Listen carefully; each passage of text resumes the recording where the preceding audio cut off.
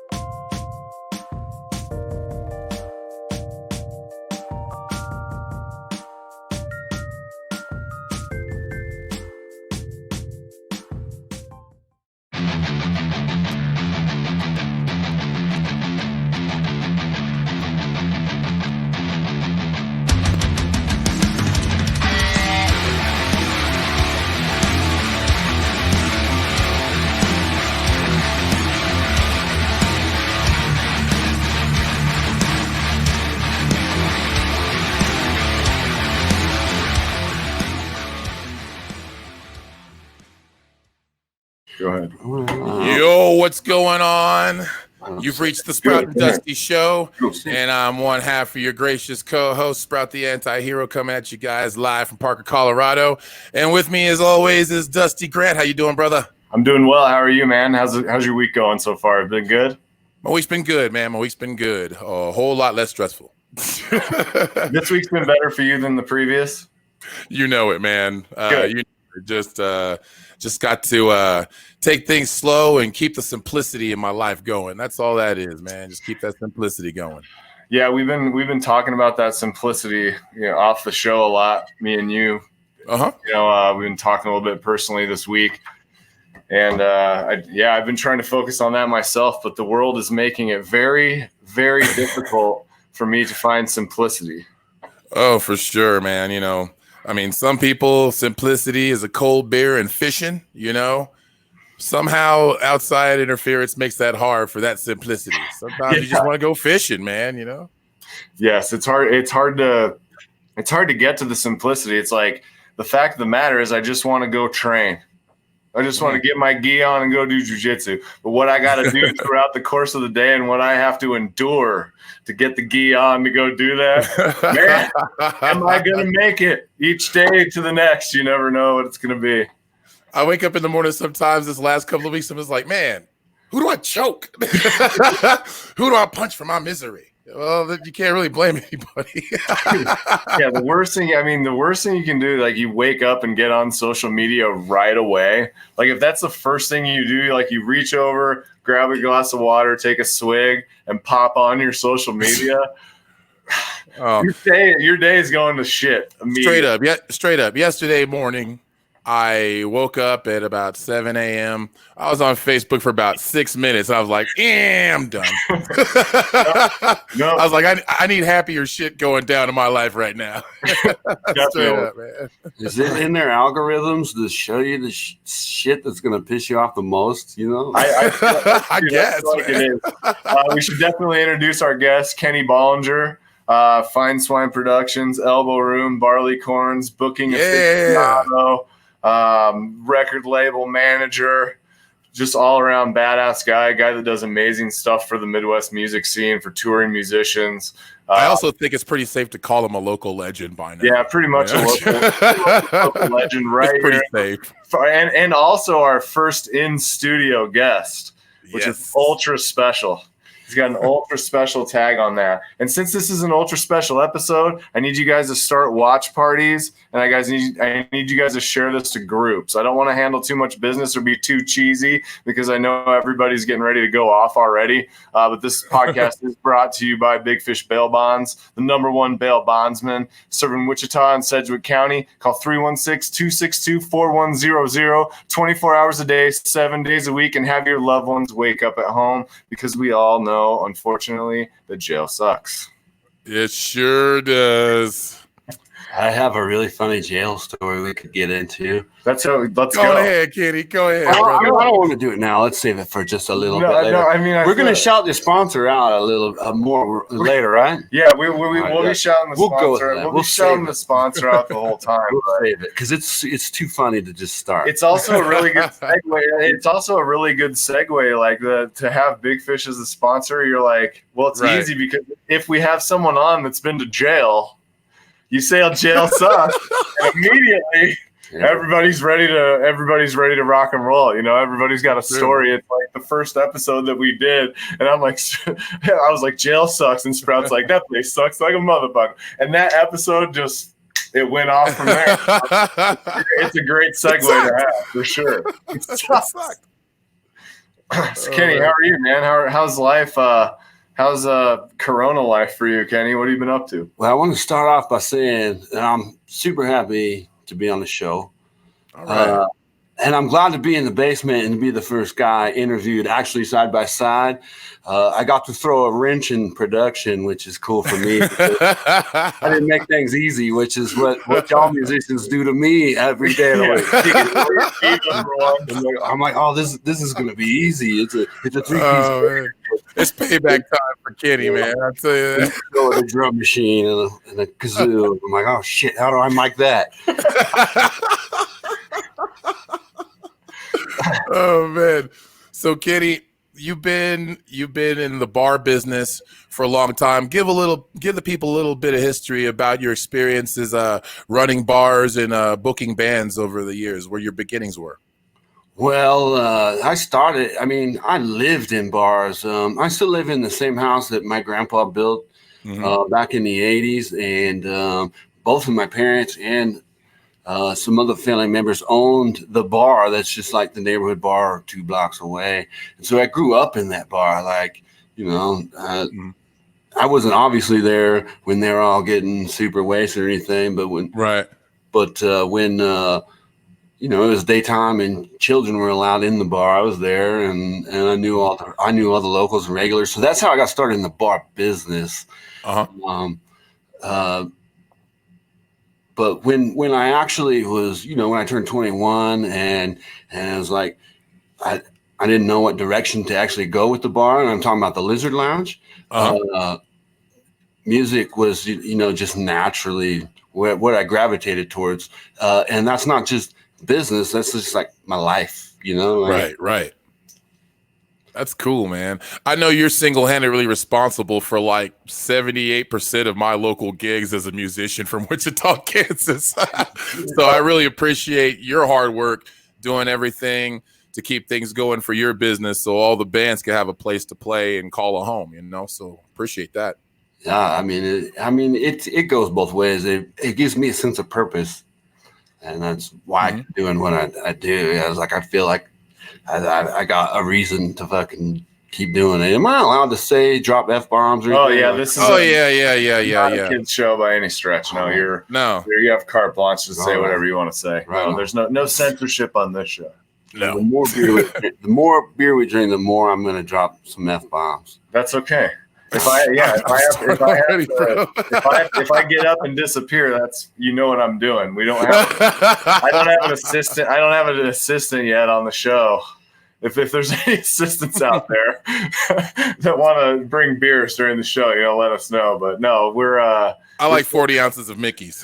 Yeah, whatever. Yeah, well, I'm pretty much good with whatever anyone will bring me.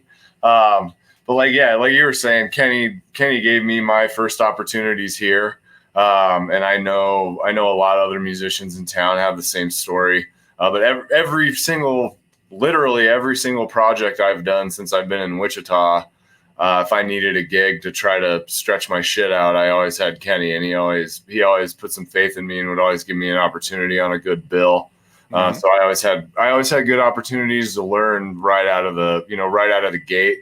And I think that's something that's pretty valuable for musicians, that whether or not they realize it, having the opportunities. For sure. Just even the bills you're on when you get started out can be crucial for you to find the right audiences and stuff like that. And Kenny's done that for me, and I know a lot of other people. So having you in studio is it's an honor, sir. Thanks for coming on.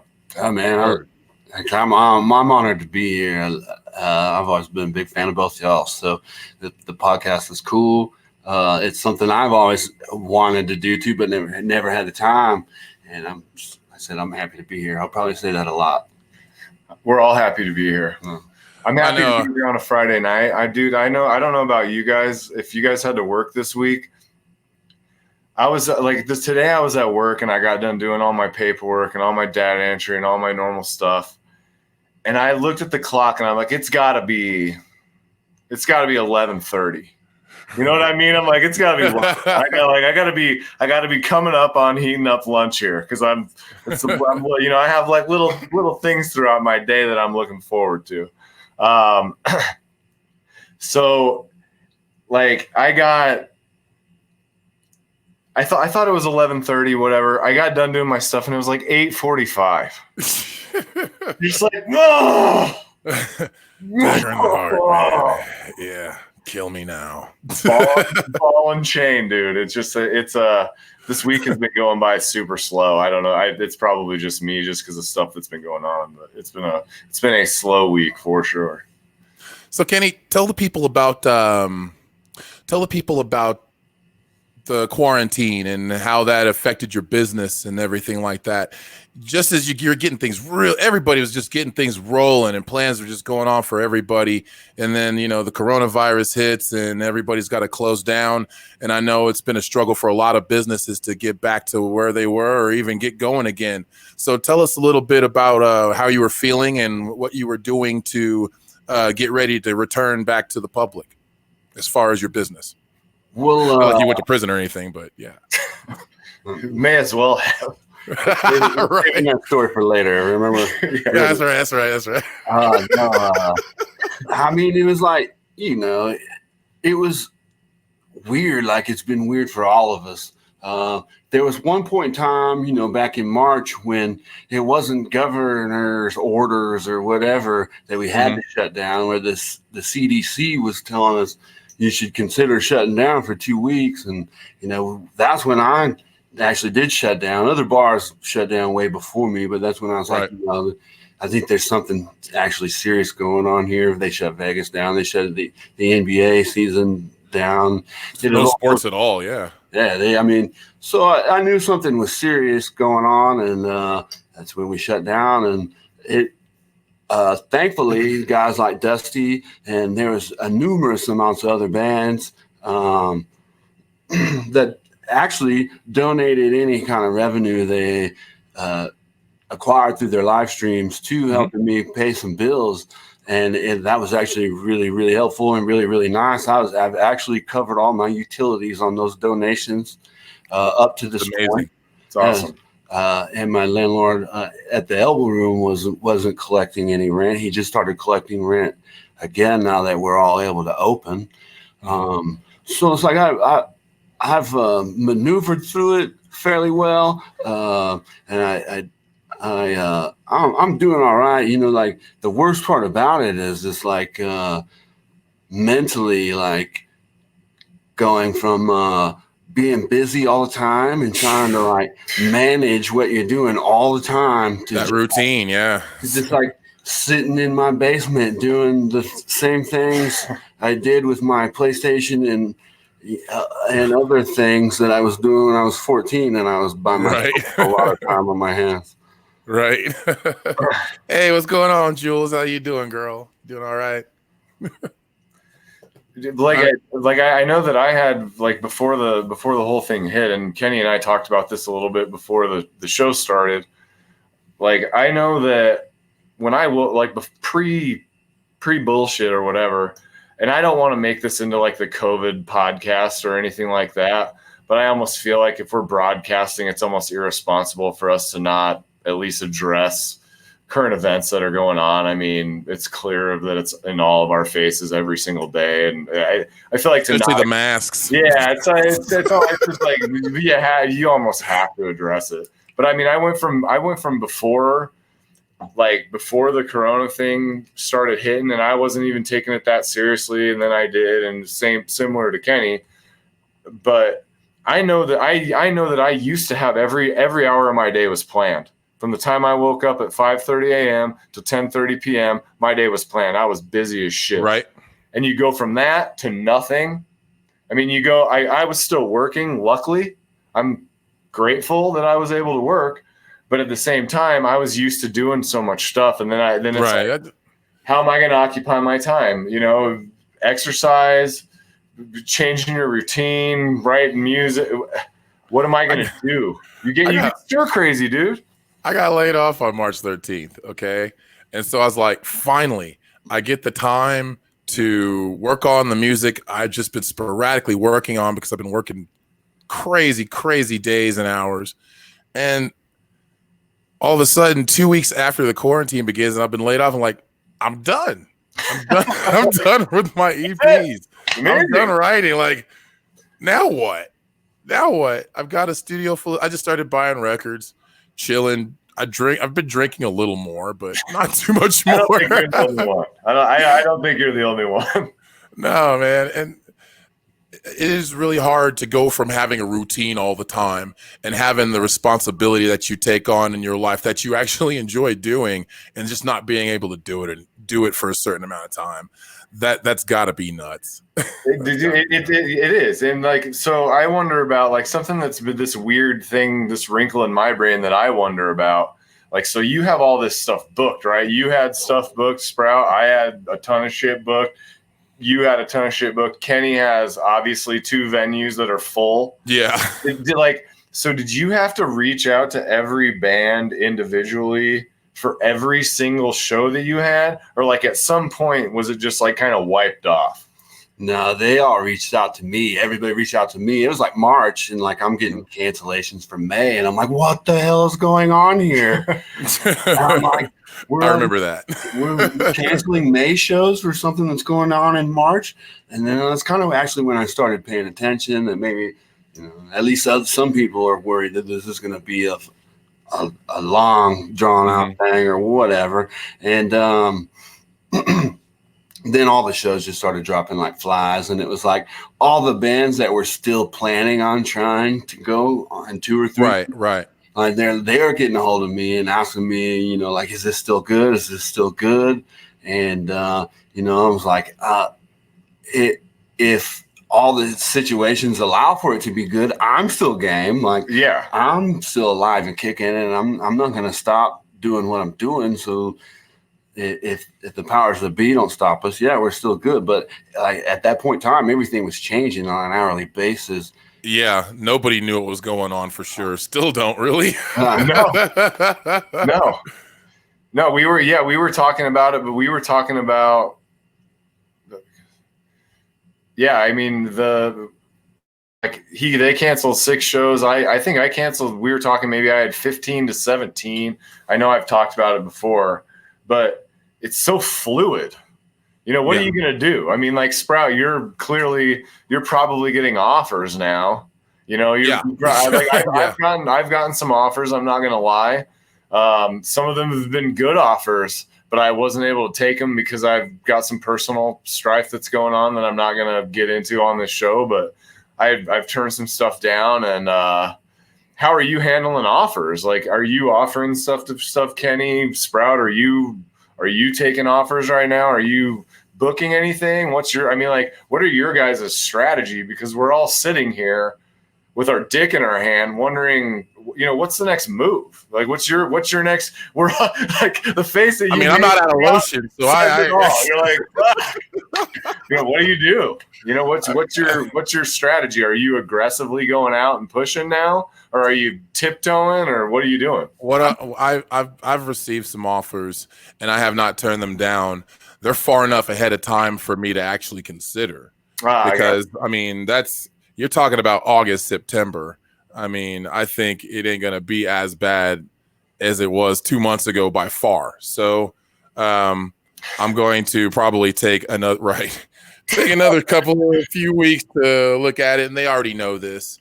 I'm going to take a little time to assess what's going on. And they have to as well, but they're making the jump on artists. Artists are making the jump on venues wherever and whenever they can. So have the venues been pretty cool to you, Sprout, as far as being fluid with booking? Because like the couple things that I've had, the stuff that I had to cancel or stuff that I had on the table that was like pending and all that, for the most part, like I can't think of one place that was even unreasonable about it. Everybody was really like understanding, be like, yeah, dude, we understand this is fluid. Like, it's going to be fine. We'll figure it out. If it doesn't work out this time, like every place that I didn't run into any. If you looked at social media, you would think that everything you did was met with this fight all the Right. time, right? But like I didn't meet any of that. I found that everybody was really reasonable, flexible, kind. Well, as Kenny was saying earlier, like how everybody got together and helped pitched in toward, one of his businesses to help pay his bills to keep the place open, man. That's just a testament to the sense of community that I know my hometown, Wichita, Kansas, where you guys are at. It's just a testament to that. It is where, we have an opportunity to be a community to help keep these places open. It's been like, what have we lost here? Have we lost anything here? Do you know of anybody that's had to close down, or how has everything been going from what you're hearing in the bar community? The stadium bar closed down, but that also has to do with like the new, some of the stuff that was going on with the actual new stadium that they built, and I'm not one to speak on it because I don't have any actual inside knowledge, but I heard they closed down, and she's got a new bar, Jeannie. She's opening up the Cowboy Inn, so shout out to her. All right. She said she's going to come back with another venue when she gets it. When all this settles, when the dust settles. So that's pretty cool. That's the only bar I've heard of actually closing down in Wichita during this lockdown. It feels like the community is in general. I mean, it's so hard to like get away from the vitriol that you're seeing online, but like I am seeing like most communities and most people are well aware that the service industry, the live music industry, those industries are taking a little bit of an ass kicking, and it feels like people are for the most part kicking in. When they do go out to eat, tipping extra. When they do go to a show that's socially distanced or whatever it is, tip an extra. I know the times that I've taken my wife out to dinner, we've had a couple date nights, which have been freaking amazing getting to go out and eat dinner. But I've left very generous tips just because those people took a pounding and it wasn't no fault of their own. There's nothing they can do about it. There's nothing they can do about it. It seems like the only thing that doesn't discriminate these days is coronavirus. Yeah. If you looked online, you'd think everybody is by you. Yeah. You think everybody is by choice, like doing all these ridiculous shit. And sure, man. Not. Like most of the people I know are like Kenny said really well, maneuvering, and people are maneuvering through it and like and making do and figuring shit out and planting gardens and exercising more and spending more time with family and You've been exercising more, Kenny. Well, I've been exercising my arms. He's looking lean. I've been thinking about exercising. That must be helping your metabolism because you're looking great. Oh man. It's good to hear you laugh, Sprout. You got a contagious laugh. Oh, thank you, man. I've only seemed to have been laughing on Fridays lately, but I'm doing all right, man. It's good to see you too, bro. Like me and Kenny, we're pretty much youngsters when we met and started, getting to know each other and hanging out in bars and stuff. And then he owned the bar I played in all the time. And then he owned it for a very long time. And he had some other places, I think one or two other places that wasn't the Lizard or the Elbow Room. There's this little bar that used to be around on South Broadway that he had. And it was the coldest beer in town, bro. No joke. Coldest beer in town. That's the one I came to one time. I came to one of them one time. You might have. So we were just going to open up this bar. And at that point in time, I was like, we're not going to do live music. I was just going to open up the doors and see if people just show up, because that's kind of. It's bar, you know what I'm saying? Like, right. I shouldn't have to work so hard and book so many musicians to get people to show up to my bar. But that's kind of was the plan. And then it was like, oh shit, what did I get myself into? Just there was no way I was going to jive with the clientele, and it was just, right. Let's pack up and call it a day. And thankfully, I realized it and did it sooner than later, and didn't dump a whole lot more time and energy into that place. It's like trial and error, man, like everything else. I mean, I went there once, and it was me and my ex-wife were in there, and I think we were the only ones in there, and I drank cold shiner draw after cold shiner draw. There was like a half inch of frost off the glass. Look, if y'all ever in Wichita, Kansas, and y'all want some beer served right, ice motherfucking cold, y'all just go on ahead and go down to Elbow Room or Barleycorn. Best music too. Best music. Oh yeah, best music in town in a bar none. I appreciate it. It's like a commercial. It's a commercial. Yeah. What are you plugging, Sprout? What are you plugging, Kenny? What's going on with you? Very formal on this show. What is this? Is this the 4th episode? Yeah, I think so. We're in, I baby. think so, yeah. We've been at this for a month now. We should be professionals. Well, you know, I think I'm a professional sometimes, but it's only like this close to being a professional before I like make that distance, you know. But, do you have anything booked, Sprout? No, I do not. I have one. Most of these offers I've gotten have come just recently. So, so what is? Yeah. So what I've got 5. Well, I canceled all those shows, but the only one that I have is something that I had before Corona hit, and it's the only one left of everything through July. And it's July 11th. It's the last thing of what I had booked, and it looks like it is going to stand. So, yeah, good. We'll see. I hope so, man. I hope it stands. How have the shows been for you now? You guys have been open for about a little over a week, or did you just open this week? No, I opened up one night last weekend, and I just put my booze on super special, you know, like cheap. And then we opened up Barleycorns this week, and actually just opening up the doors, there was more people through there than usual, which is a good sign. And then I did our first show last night. Shout out to Jennifer Westwood and Dylan Dunbar from Michigan. Right. If you have the opportunity, check them out. They came down, and what's really interesting is they were my first show back after opening, and they were, if not the last, one of the very last before we had to close down there at Barleycorns. Wow. So, they're good people, and you should check them out. Everybody should check them out.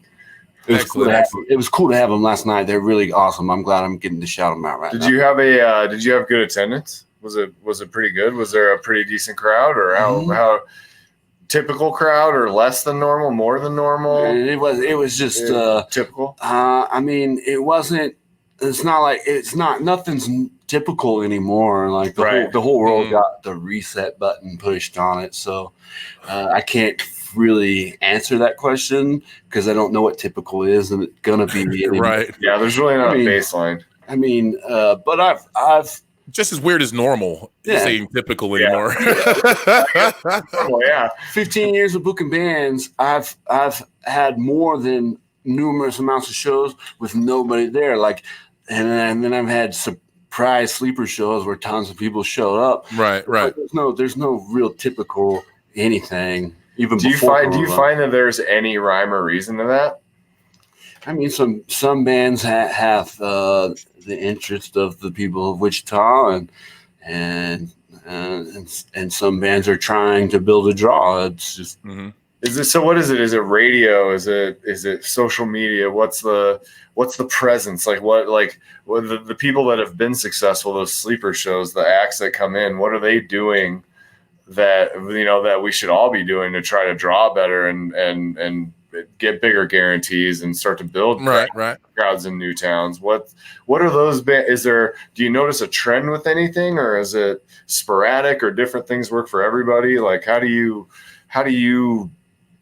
quantify it? How do you feel about that? Like, do you know somebody has a certain thing about them that's going to help them draw or not? Or is it completely random for the most part? Like it's a roll of the dice. I have no idea sometimes. Like, like there's no one way to get to the top. Right. So, no, there isn't. Definitely. You could play in your basement over YouTube and turn into Justin Bieber sensation overnight, or you can plug away and hit every small venue throughout the whole country for years until it finally happens. There's no For sure, yeah. But if we're talking in the aspect of me booking and like if it's a band I've never heard of before, I just look at the numbers and on Facebook, on Twitter, and then I go and I also look at their how many views they have on their music videos on YouTube. For sure. And like you start to get like the understanding that like, oh, if you see super inflated numbers on Facebook and they're not matching up on YouTube, some of those likes are probably bought and paid for. And right. Gotta kind of wade through the waters, but like it's all a toss up at the end of the day. Like, you know, it's funny. People have asked me because there's been times I've made posts that you've responded to and it seemed like we were in agreement and vice versa. And later on, people would come up to me as like, how can the artist side with the bar and club owner? Well, I'm like, well, if you know business, you know, if everybody does their part and does the right thing, a show has great potential. It's not an us versus them mentality in the music biz and our local scene in Wichita, Kansas anyway. You know, it hasn't been like that for a very long time. Do you feel like it's like that anywhere we've been? I mean, I guess you don't. I guess when you're just passing through, you probably don't get a good feel for like what the dynamics of the scene are like. Well, first off, most of the places I've ever been to during a tour or something is always at night, so I'm not really seeing shit other than a bar.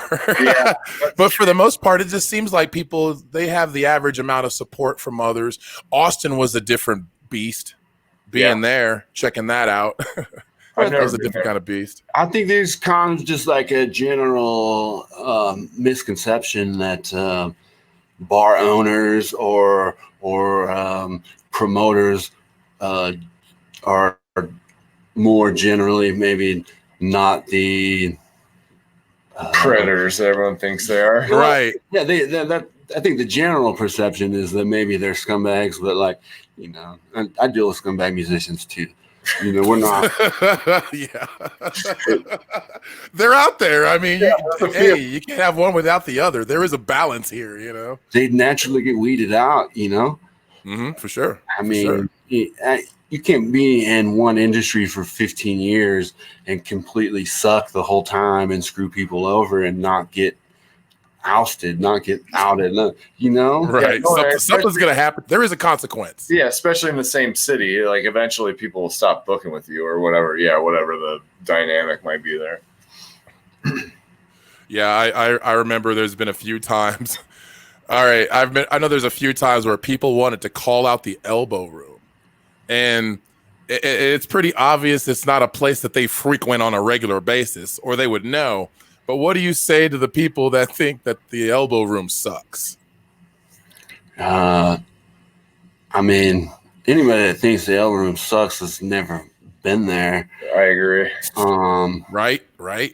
I mean, and if they have, they have some sort of jilted thing going on, some personal agenda. Like, I don't know. It's not the coolest venue. It is what it is, but like actively trying to, you know, to put on good shows, to give the spotlight to original musicians. Amen. And do so with an actual stage, not just throwing them in the corner and promoting live music, but actually promoting the name of their bands and trying to use actual logos and, you know, like and trying to actually operate as a music venue, locally owned, family operated. Mm-hmm. You know, like what am I actually doing that could piss anybody off? You know, like, nothing. If somebody's mad at me and has any ill will towards me, it might just be because I didn't respond to them fast enough or at all, and it might even be their approach to me.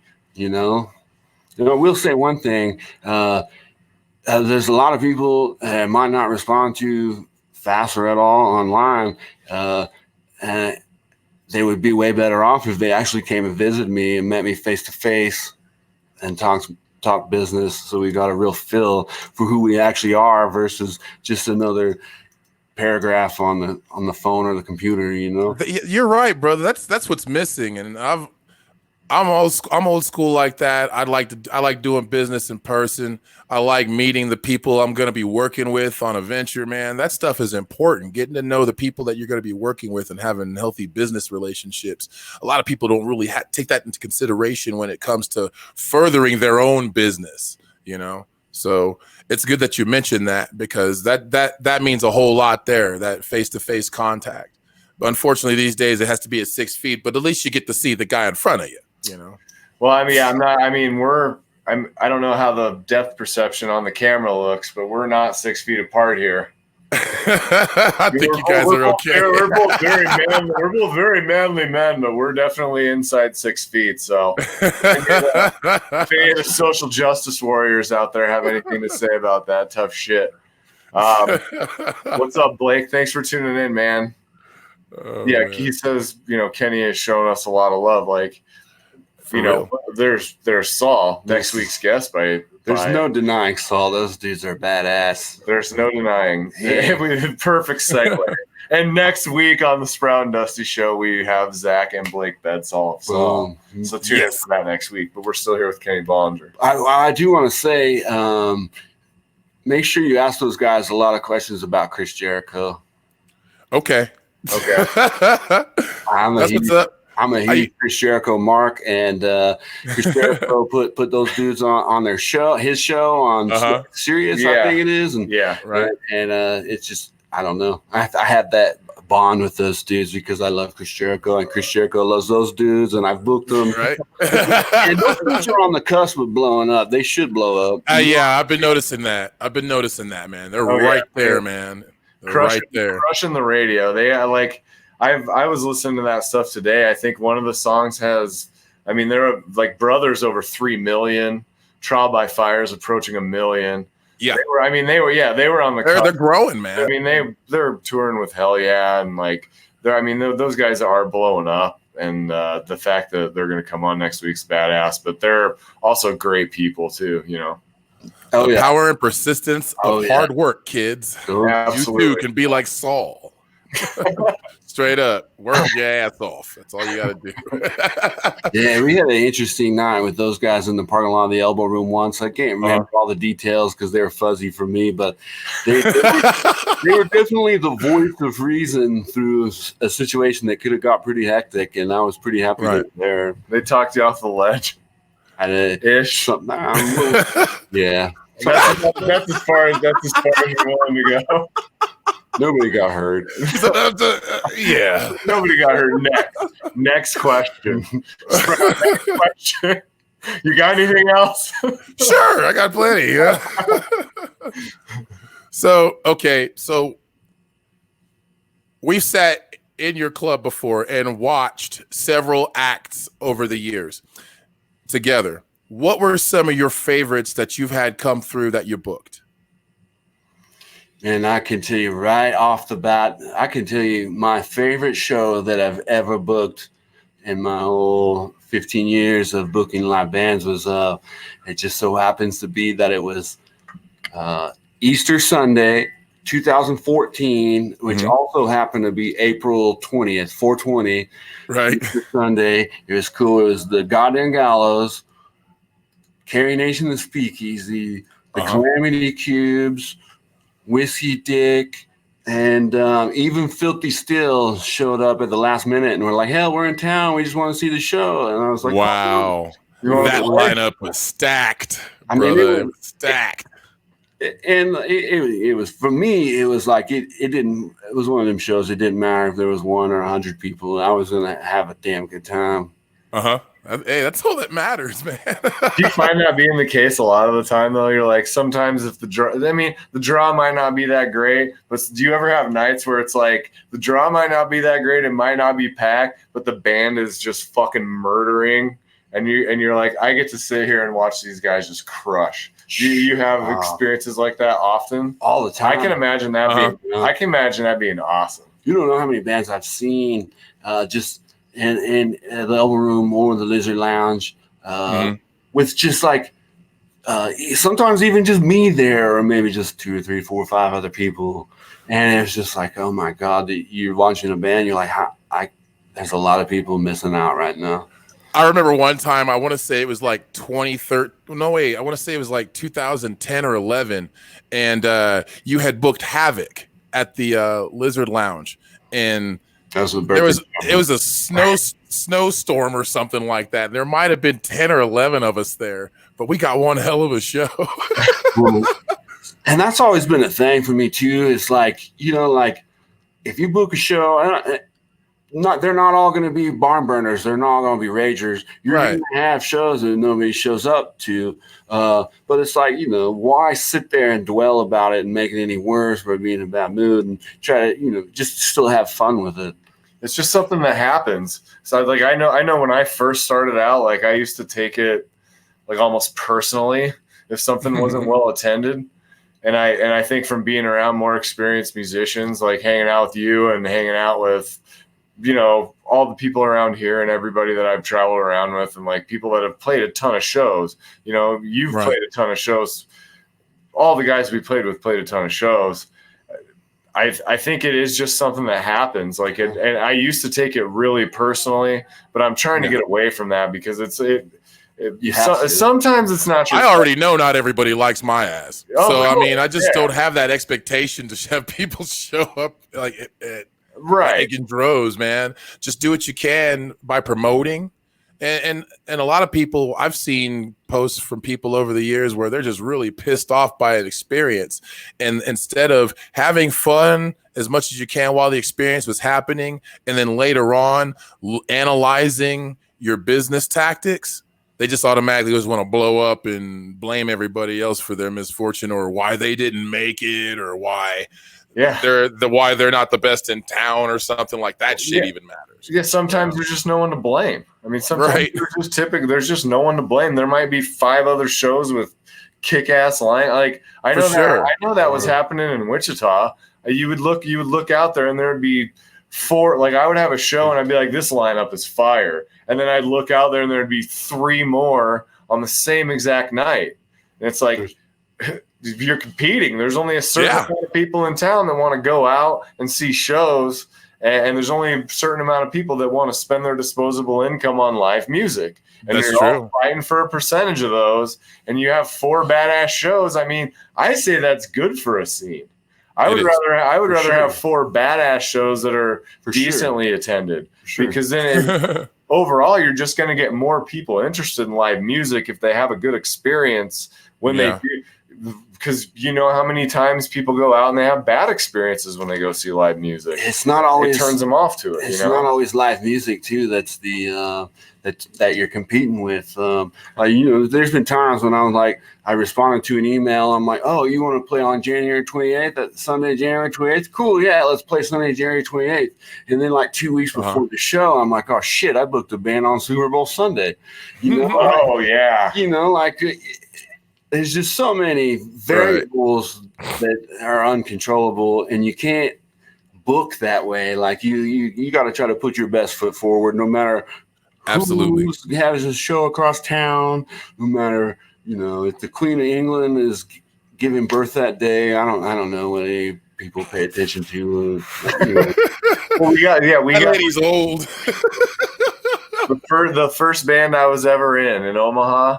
We got into this venue. It was like, I always hear about other people when they're like other musicians hit me up and they want me to help them get into the Elbow Room. So if that tells you anything amongst musicians, they hit me up too. And I don't even live there anymore. Can you help me get into the Elbow Room? So your venue is a destination as much as you say whatever, but what do bands need to do to play in the Elbow Room and Barleycorns? What would you tell a band that's looking to break through into your businesses? What would you need them to do? I mean, there's so many different bands, and so it varies. Like some bands have agents, and that's a different ball game.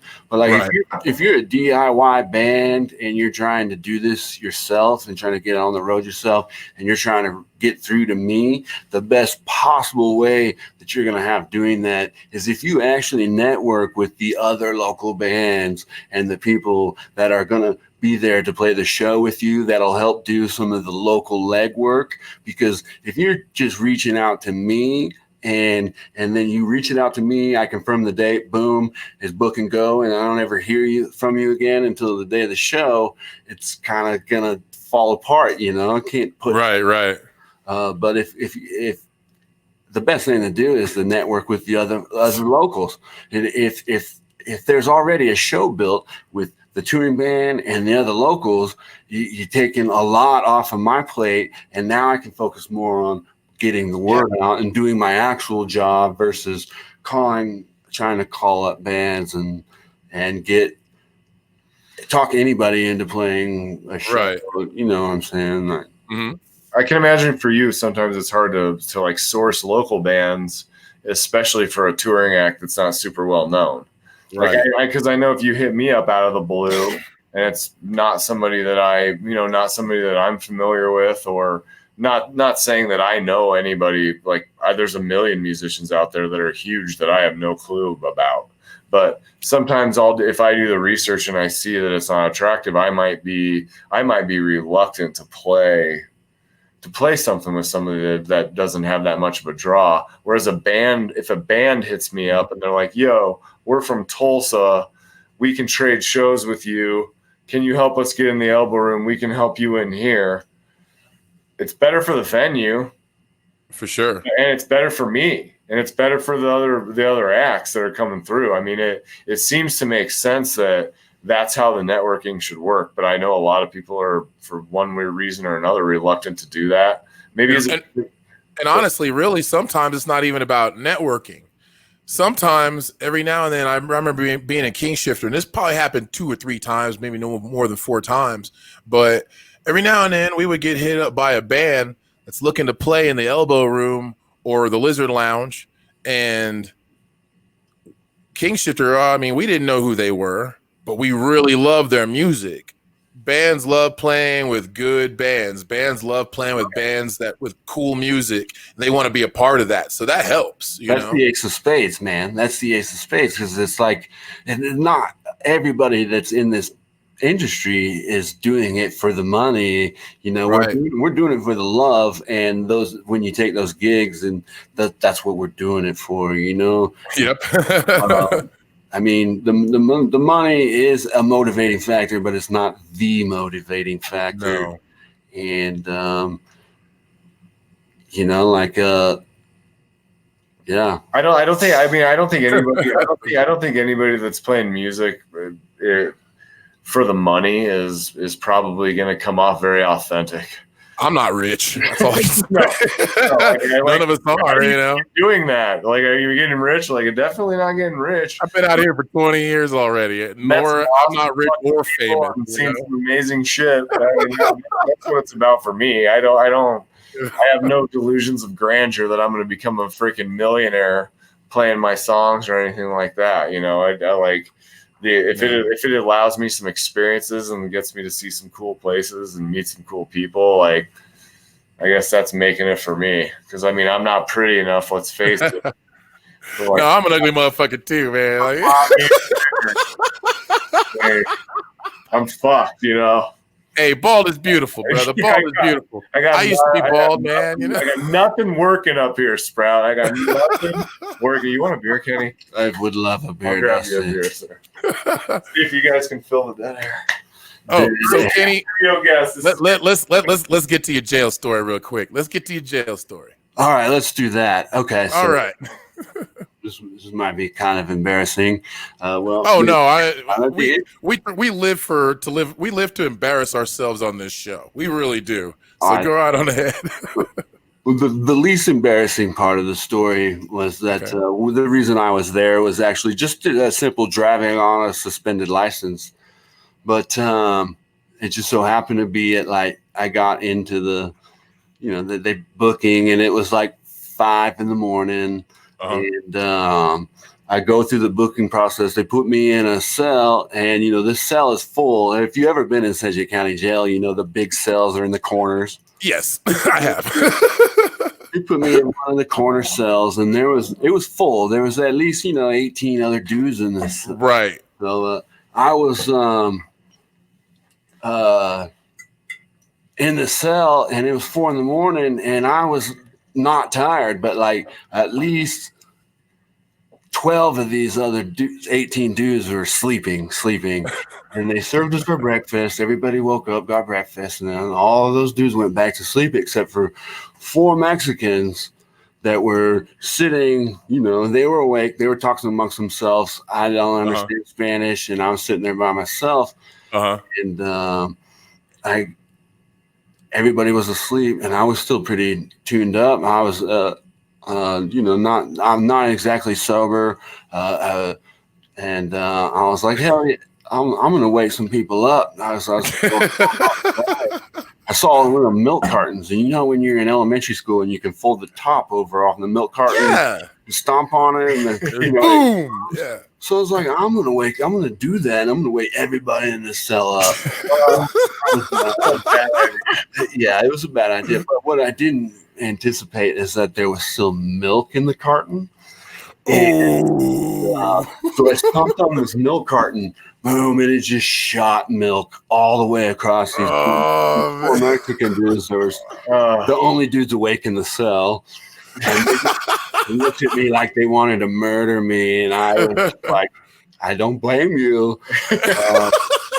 And but not only, I mean, they had nice boots on too, with like rhinestones. Right, they were trying to get their boots messy, right? Boots, and I was just like, it was like one of the stupidest I've ever felt in my whole life. But like, I was trying so hard not to just like laugh in their faces, because I knew I was going to have a really funny story to tell. If you make it out alive, if I made it out alive, a sharpened toothbrush. Don't go to jail, kids. Yeah, that brings me to our next point.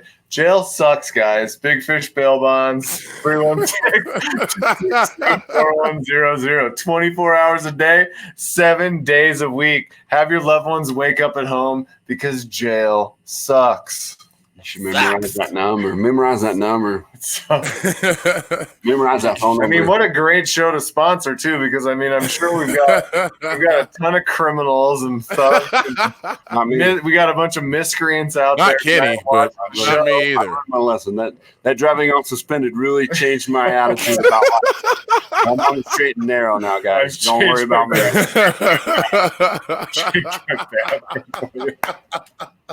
I mean, you got to figure, right? Like, what a great show to sponsor. If you have a show that's watched by mostly miscreants, when they go out tonight and they get pulled over or something happens, I mean, it's going to happen. It's a numbers game. Someone's going to get pulled over tonight. Eventually, someone's going to be like, the last thing they remember. Why can't I remember the Big Fish bail bonds? Yeah, why can't I remember? I mean, well, they're probably drunk. What a great opportunity. Remember that number, and don't stomp on any milk cartons. Don't stomp on the milk. Advice. Stay away from the biscuits and gravy. It's really semen and cat food. So what do you It's nasty. What am I listening to? That's an interesting question. Lots of stuff. I've been on a weird little hip hop kick lately, which is weird. It's probably stuff that people that actually listen to hip hop already know about, but it's new to me, which is kind of cool. Hip hop's not my go-to genre. I like the classics, so I don't usually, stay stuck on listen to hip hop for a long time. But every once in a while, I'll go through these spurts where I listen to it. Mm-hmm. Well, who are some artists that you're digging in hip hop? Let me see if I know who they are, because I'm a pretty lame ass on hip hop too. I keep current, I might know. I like the old shit. Like I'm sure you're way more current than I am, Sprout. I do like the old shit, and I used to dive deep back in the day, but like I'm still stuck on that. I can't grow out. It was so good. I'm so afraid to move on from that shit. This is what's cool about music in general, and I had a conversation not long ago about this. And what it is that if you can't physically go somewhere yourself, a record can take you there. I mean, because of Dr. Dre and NWA, we know what Compton is like now. We have an idea anyway. Because we've listen to Chicago, we know what Chicago sounds like in a way. If you ever saw a Gulch show, you know what Kansas sounds like. If you know, I mean, it's just yes. I mean, it's just a different way of going places. So that was the cool thing with music for me growing up, in particular, just being a dude stuck on the Northeast side with nowhere to go. You know. Well, yeah, you always had feelings like when you listen to Snoop Dogg, or like for a while there, I got into like the Goody Mob and UGK and that kind of stuff. We don't dance no more. We don't dance. We don't dance no more. We don't dance. I always love 1, 2, the 2, the 3, the 4. I used to love that shit. Oh, like, man. I mean, I was driving around West Omaha listening to that stuff, so it's not like I was like, you know, in the neighborhood. But you're right. It definitely does give you like this transcendent feeling that you actually like know what that city sounds like. I'm from Omaha, Nebraska. 311. I mean, people pretty much identified Omaha with Saddle Creek and Conner Oberst and 311, and you know, that's like the sound of the city, I guess. If you had to say that, all my friends from Omaha are probably going to beat me up when I go back there for saying that. I remember being so embarrassed when I went to a 311 concert at the Cotillion and people were in mosh pits. It was mostly just a bunch of jocks. Hi, Lisa. How are you? Stuff to prove, and we're, you know. But how are you going to mosh at a 311 concert? It just didn't make. It's like even their heavier stuff is so chill. Yeah. It was also the biggest weed smokingest concert I think I've ever been to in my whole life. Like, I'll agree with that.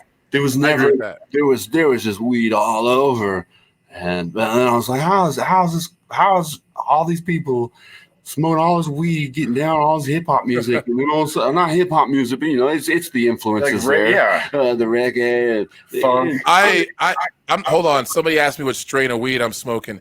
I don't know, homie. I can't really see too straight to even read the pill bottle of this weed, but it's some fire shit. It's some binoculars. Fire. Yeah, we'll just call it binoculars. Continue. Sorry. Well, you're in Colorado, right? Yes. So that shit's legal. Yeah, it's weird because the only thing I ever really did criminal was smoke weed. Not a criminal. No, I'm not a real criminal. No, I mean, not in our eyes anyway. I mean, you probably I know. I've done some criminal things before. I'm not going to lie, but that was a very long time ago. Who hasn't done some criminal things from time to time? I mean, you know, I've always just been I've been around the underworld, but never in it. You know, what does that mean? Can you elaborate, please? The underworld, you know, things that involve other things that people like me shouldn't talk about. So I call it the underworld. I don't know shit about it, you know. I've been around it, but I ain't been in it, you know. Did you ever have those friends that used to hang around where you're like, you thought you were pretty fucking badass or whatever? No, because everybody in the neighborhood knew you. They were getting some shit, and you're like, yeah, I'm going home. The street light's about to come on, guys. I'll see you if you're not in jail. That was me, you know. Serious shit here. I gotta go. Like, I was that guy. I'm not afraid to admit that. I used to do some really dumb shit when I was younger, but there were a couple people that I hung around with that, like, there's dumb and then there's like fucking dumb, and I'm like, I ain't caught doing that. My old man might take me out to the middle of nowhere, and I never come back. Like, I ain't doing that shit. I'm going home. I'll call a cab. I'll walk. Like, right. I had a couple guys that were into that shit. It's like, no way. I'm not doing it. Did you do it? I think everybody's parents were like, you know, if your best friend George jumped off of a bridge, would you do it too? And it's like, hell. No, but I'll spray paint the wall with him. I mean, if you made it look fun, I'm gonna think about it. Yeah, you're like, yeah, well. I was a vandal as a kid. That was my deal. I used to spray paint walls and break windows and set fires and sparkler bombs. I was a little I was a little terror. I messed around, dude, we messed around with sparkler bombs, but like that for me, that was like the big no. My old man's like, if I ever catch you damaging someone else's property or stealing someone else's property or whatever, he's like, those are the times. He's like, I can deal with you being a little rowdy, getting in a couple fist fights, drinking some beers, whatever, partying, trying to meet girls, whatever. Mm-hmm. He was, I mean, he understood that I was an animal, I mean, we're all animals, but like there was certain stuff that it was like vandalism, disrespecting people's property. Right. But like, and that was mostly the stuff that I'm talking about. When my buddies would get into doing that shit, they're like, yo, we're going to go mailbox baseball. I'm like, I'm out. Now, that's something I never did. I never bashed mailboxes. I'm out. Blowing up mailboxes, shit like that. Other than spray painting government property, the only thing I really ever done that I thought was really constructive was like TP a house, fork a yard, stuff that ain't going to cause permanent damage. But it's just more of an inconvenience that pisses people off than something that's because they can clean that shit up.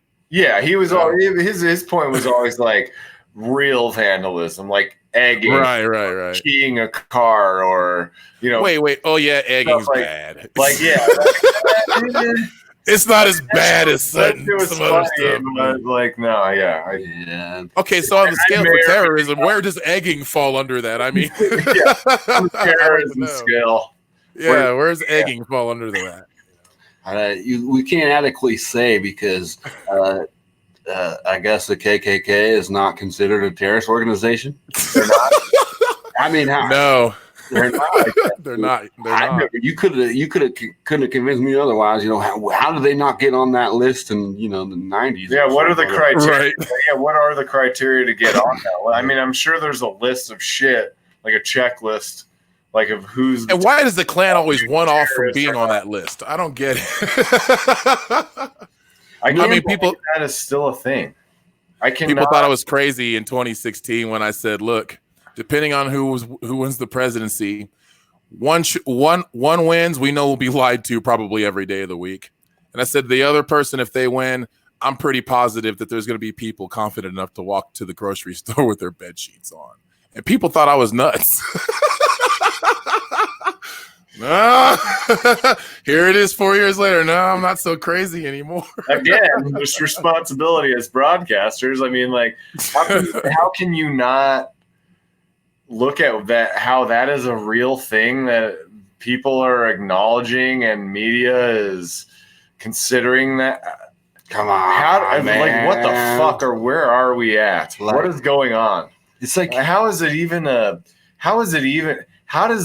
a platform that acknowledges that type of think of it like this horse shit? Yeah, think of it like this, okay? Jesus. If marijuana was never prohibited against, and there were people in today's society out there picketing and protesting to get marijuana prohibited, we would all laugh them out of the building. So it fits the same way as in, like, the KKK is not on the terrorist watch list. Like, there's nobody in society that's like, the KKK shouldn't be on the terrorist watch list. No, I don't know anybody. Who is arguing against that? I mean, the number is 855-432-102. If you're for the KKK, call in. Yeah, I mean, like, how is it even a debate? If we all say it is, it is. If society all said it is, it is. You know what I'm saying? Like, we decide. I mean, that's the thing that, like, as I'm seeing this stuff unfold, as they're talking about, like, and now I'm gonna put my tinfoil hat on a little bit, but as they get on, like, on this defunding thing and all this type of stuff, I mean, like, where are you gonna draw the line with this stuff, guys? What's real? What's not? At the end of the day, we're the taxpayers, and the protectors, the civil servants are supposed to work for us. Am I wrong? You're correct. Am I wrong?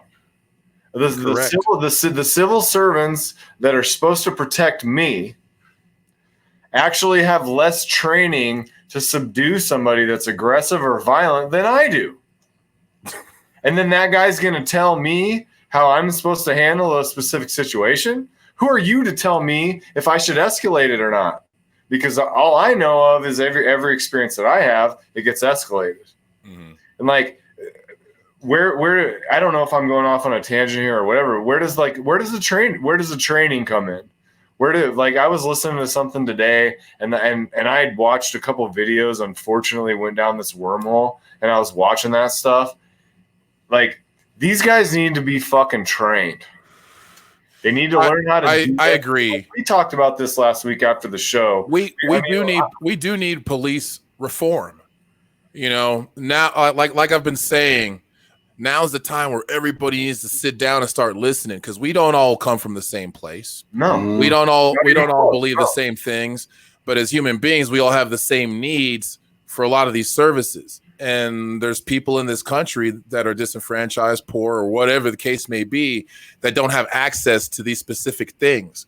So it would really help if people sat down and really got to know each other and to find out, hey, what's probably just as good for this person is just as good for me. We want the same things. We don't look alike, or we're not from the same places. People just need to sit down and talk, you know? Well, we talked about it we were going to just jump off after the show last week, and we ended up sticking around for 30 to 45 minutes because you're sitting there and you're having a real dialogue and you're actually talking to somebody that's not on their fucking soapbox with a spear ready to just lance your fucking head on the thing because you spoke your opinion on something. Like, that's why it's important to listen. You and I sat down and had a dialogue, and I started looking into it after we talked about the training, because I was telling you, I'm looking at this from a distorted view, right? I see all the ways they're manipulating these people and throwing them around in these violent fashions and slamming their heads off shit and putting them in chokeholds and putting them in all these things that are completely unnecessary. I mean, I'm not saying I'm Hoist Gracie by any stretch of the imagination. I'm an average jiu-jitsu guy at best. But if an average guy can see that that's wrong, why is the guy that has the gun less qualified to diagnose that issue than the guy on the sidewalk? You know, as we were watching the video, there was a guy that was a medical guy, and there was another guy that said he trained. And he said, what you're doing is illegal. You're going to hurt this guy. You need to check him. The people on the street were literally more informed than the guy that was handing out the judgment. And this is why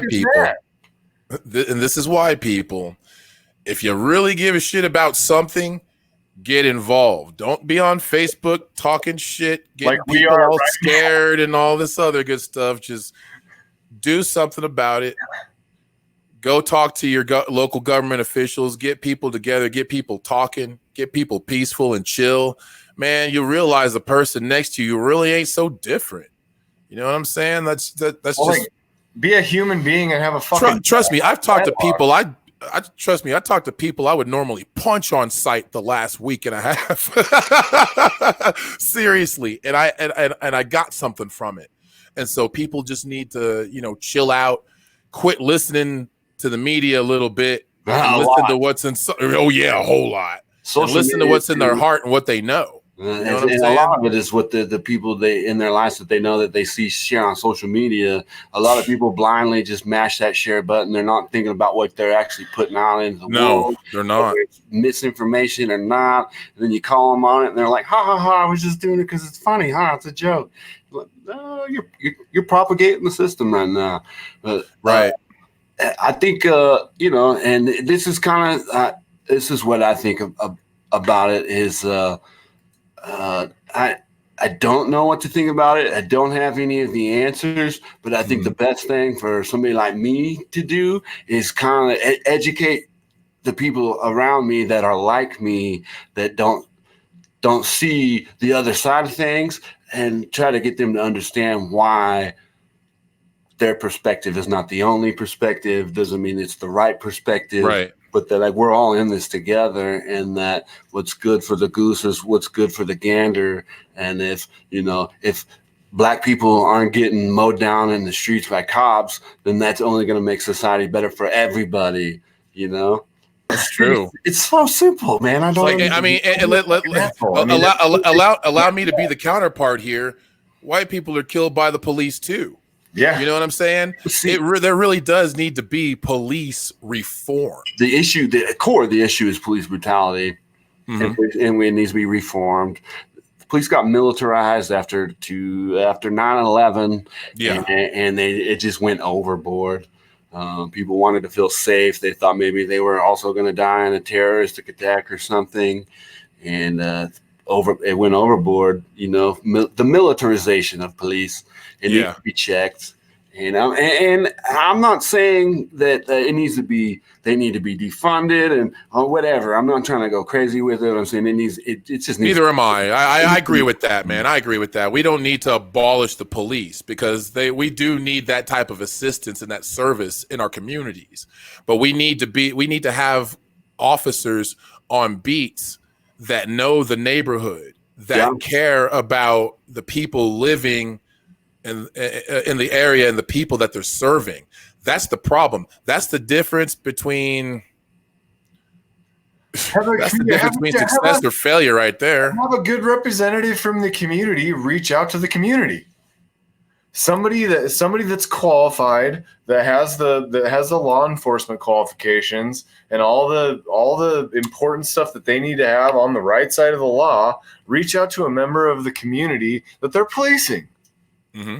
And reach out to the members of the community that are policing. What are we willing to stand for here? What are we willing to not stand for here? These are challenges that I encounter. How can I address these challenges that I encounter with your community to create less friction? Instead of, I'm going to pull you over, I'm going to put you in a position where I'm going to intimidate you, which I don't fucking care who you are. Being around combat enough, if your initial instinct and your initial move towards me is to intimidate me, you are immediately escalating the situation. Right. You are immediately making me uncomfortable. You're immediately making me concerned to reach for stuff. You're immediately making me concerned as what I should say. Even when I'm not even, I might be 5 miles over the speed limit. But if a guy pulls me over and is fucking bird dogging the shit out of me like they do sometimes, I'm being honest here. Everybody's been pulled over. Everybody's been pulled over. Where are you going? Dude, I'm going 4 miles over the speed limit. I'm on my way home from work. What business of yours is it where I'm going? If I was speeding, write me the ticket and let me get the fuck on with my day, dude. And he can get on with his day. Why are you trying to mean mug me and roll up to my car with your hand on your fucking gun? Now, I understand that they have to walk up on cars that they don't know who's in there and they don't know who's got what or who's doing what. I do understand that. I fully understand that is a difficult job and that is a very difficult thing to assess when you should consider using that type of force. However, my experiences have told me, escalate it. Be nervous, tighten, get scared. What? We talked about this last week. Yeah, Dusty was telling our producer a story about when we were on tour, and right when the tour started, I asked Dusty if he's ever been pulled over by the police before. He's like, "Well, yeah." And I was like, well, if we get pulled over, it's going to be a whole new experience for you. It's going to be a whole new one. It may not be bad, but you're going to notice some shit. And blatantly, and I'll say it on air, whatever. I'll own what I said. I sat there and I thought about it, and I'm like, I'm sure the experience probably is different. Slightly. But for me, it probably it is. It is. It's different. It's different. And for a guy like me, who's actually been, when I was younger especially, I was in a little more trouble. And I hung out with some people, and I ended up in the back of some cop cars, and I did some dumb shit when I was young. For me to even have to think about, I've already had some experiences with them where I felt like they escalated the situation with me, where they could have just been respectful to me.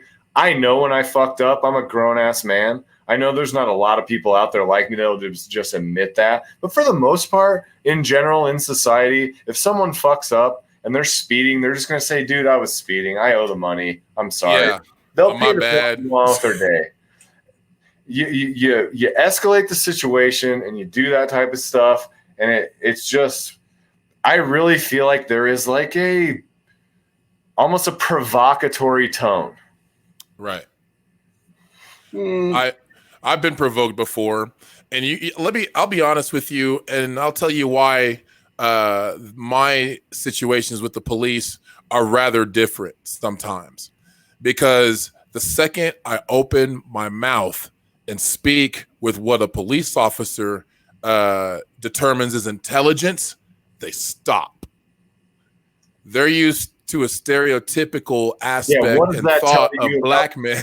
Stereotypes. When I say officer or sir or answer questions simply yes or no, giving them the answers, not making their job hard at all, they really will stop. They're not even really necessarily for a few seconds thinking about what's going on. They're like, who is this dude? Like, I've stunned some cops because I didn't automatically go off. You know, I didn't automatically have that stereotypical attitude with them. It's just about it's just about the way you look. Period. Yeah, I mean, just based on the way you look, no matter nothing else. I also think that, you know, if the police officers that I've come in contact with stop to see intelligence in a person that they were arresting, I don't see why they can't see that in anybody. You know? Yeah. Well, Richard. Somebody knows you hella good, Dusty. Richard knows me well. That's what's up. But I just honestly think that they can do a better job. I just think they can do a better job preparing their people to be on the streets for the environments that they're going to face. For sure. Engaging their people in the community. And every time you say these types of things, the first thing the people that like to shit on everything, their first thing is, how are they going to handle this with the budget? Okay, like, well, it's free to be nice to a human being. How How about we drop 30 of the construction projects we have in town that we don't need? Use that money, train some extra people for 6 months. Are they still working on Kellogg? Yes. Really? Yes.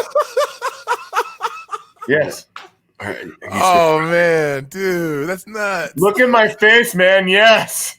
Man, they've been working on Kellogg since I was 8. I'm 40, dude. Man. They've been working on that. I moved to Wichita 15 years ago. They were working on that shit.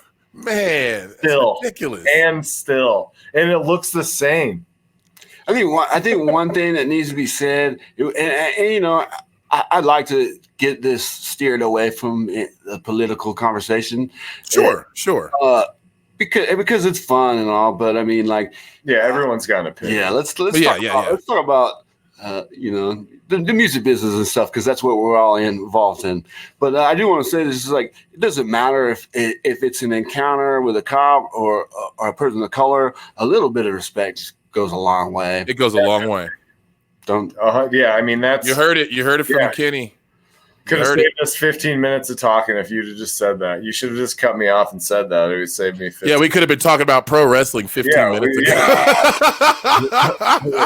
Well, you didn't tell me we were going to talk about pro wrestling. Oh, well, shit. I've been getting back into it lately. I mean, okay, so Dark Side of the Ring, that show is so good. I watched every episode. I got nothing. Oh, I've seen them all, man. It's a great show. And my kids, when I turned like 18, 19, I just stopped watching pro wrestling altogether, not for any reason in particular. And then I had sons, and I took my sons to a Raw or SmackDown, one of those two. And they love Booker T, and, you know, he came out with that annoying ass lady. Oh, Hell King Booker. I hated that lady, man. I hated that lady. Well, that was his wife. I know. She was just so annoying. I was like, oh, man. But my kids love Booker T, and it made me remember why I loved wrestling so much. And so here comes Dark Side of the Ring. I think it's a great show. What do you like about it, and what has been your favorite episode from the series so far? My favorite episode, hands down, is the New Jack episode. Oh, man, he's so good. I love that. He's crazy. Like if that wasn't like the perfect fucking heel form of streak. I mean, yes. I had to go back and watch his promos. You know, when he was was it Smoky Mountain for? Yes, he was in Smoky Mountain. Yeah, when he with that what's that?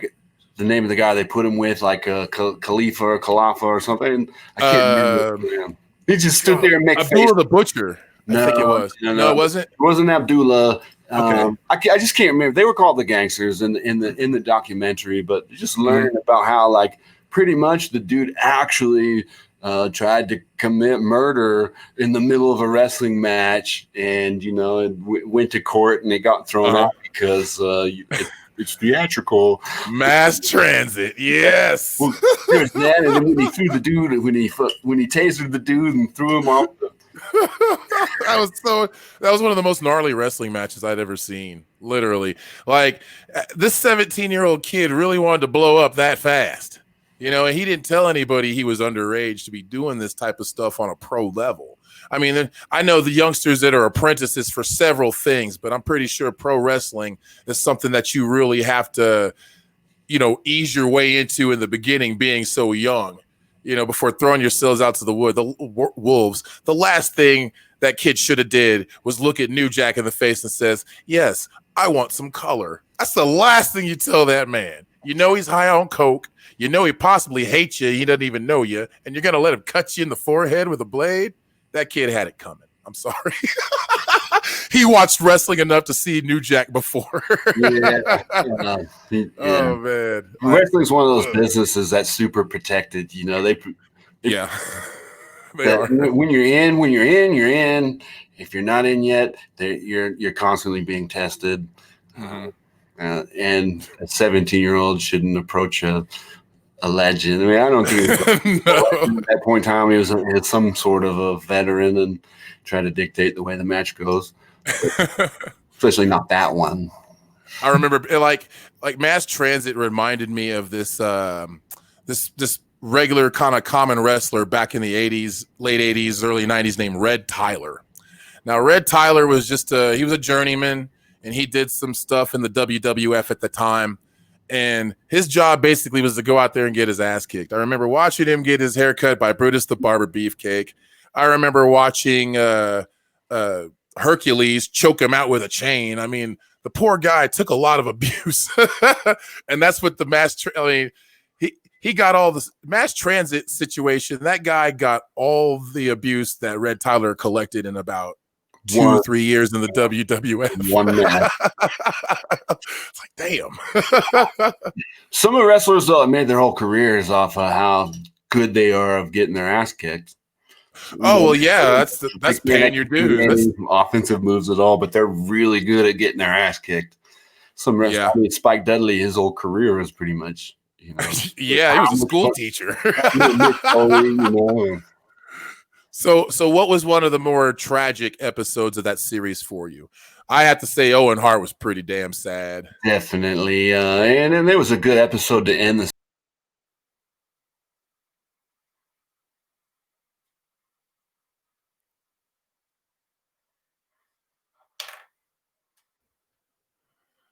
Hey, Sprout. What's Yo, up, buddy? What's going on? Fixed it. I guess we had some issues for a second. We have a technical difficulty there. Yeah, I think we're all right now. Okay, we still look good. Yeah, yeah. You still look. You're still handsome. You're beautiful, man. You're beautiful. You're still handsome as could be. But yeah, continue. I don't know if anyone knows where we're at now. It was a tragic accident, the Owen Hart episode. Uh-huh. Yeah. That sucked. I really liked the episode about Bruiser Brody. I really like watching, going back on YouTube and watching Bruiser Brody's old matches and just seeing how wild and crazy that dude was. His story is nuts. He actually got knifed in the locker room after. I know. It's a good story. He's an awesome wrestler. He was in the Abdullah the Butcher era. Yeah, he was. you go back and you can watch him and Stan Hansen when they were wrestling in Japan, and he's just like got this whole chain and swinging around his head, and you go out in the crowd and you just see all these Asian people just like scattering, like and he's just swinging this chain. You know, they actually feared for their lives, and that's funny about it. The Japanese wrestling fans have a flair for the theatrical. They go there to actually experience the fear of that chain. They know what they're getting. I mean, it's the same reason I watch a horror movie. But I also remember in the series there was stuff that happened in those. Oh, thank you. I've had it for 20 years. There's been some episodes where it just led to more questions than not. For instance, Dino Bravo episode and the Superfly Jimmy Snuka episode in particular.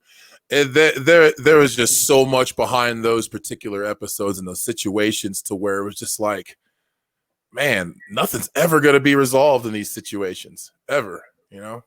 Yeah, those definitely ended with, like you said, more questions than answers. We know what we know, but we're never going to know the truth. Right. I guess that's the truth with a lot of things going on today. Absolutely, man. I agree with that 100%.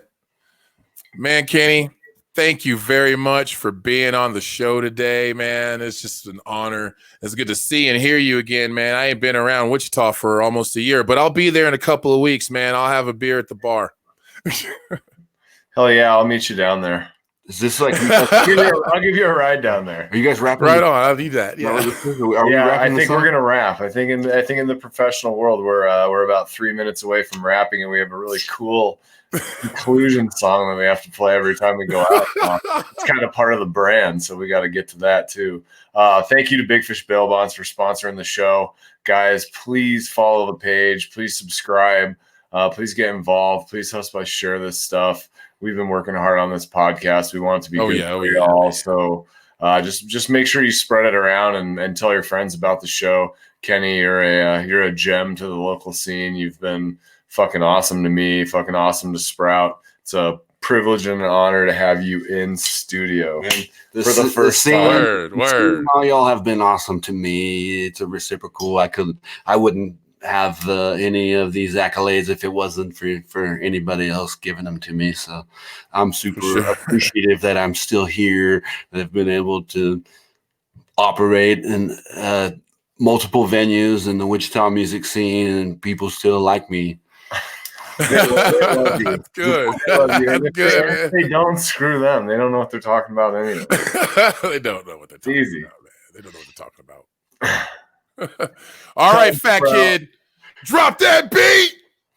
Well, I don't think and I thought it, that's different. I said what I said and I meant it, or lamented. Words given weight without thought in a person, the way that I talk and the way that I ought to be able to pause and to say that the fault can be placed on my arms. To this playful assault, to disgrace in this arm. Pray for the day they could wait for the calm. You can't control the storm, only weather it. Whether it's 5 weeks and 5 days of rain sideways, or scorched earth, search for death, or water left with all the thorns, with the petals gone.